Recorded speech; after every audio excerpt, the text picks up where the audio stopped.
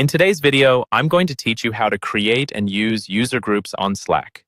User groups are a really helpful way to communicate with specific sets of people all at once, without having to tag each person individually.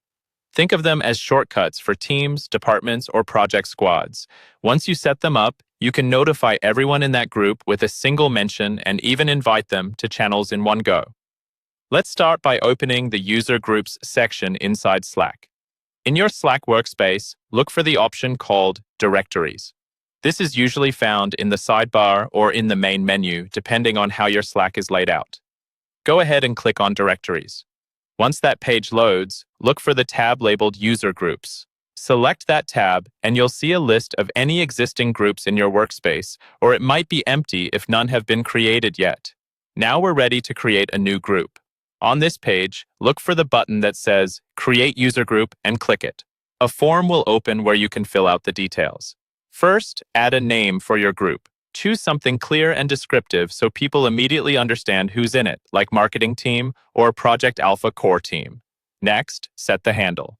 This is the @mention you'll use to notify the group. Handles are usually short, all lowercase, and may use dashes or underscores. For example, if your group name is Marketing Team, your handle might be @marketingteam. Take a moment to pick something simple and easy to remember because people will be typing this often. After that, use the Add Members field to search for and select the people you want in this group. You can type a few letters of their name and click to add them. You can add as many members as you need, and you can always update this list later if your team changes. When you're happy with the name, handle, and members, click the Create Group button to save it. Your user group is now active. To use your new group, just go to any message field in Slack and type the @ followed by the group handle.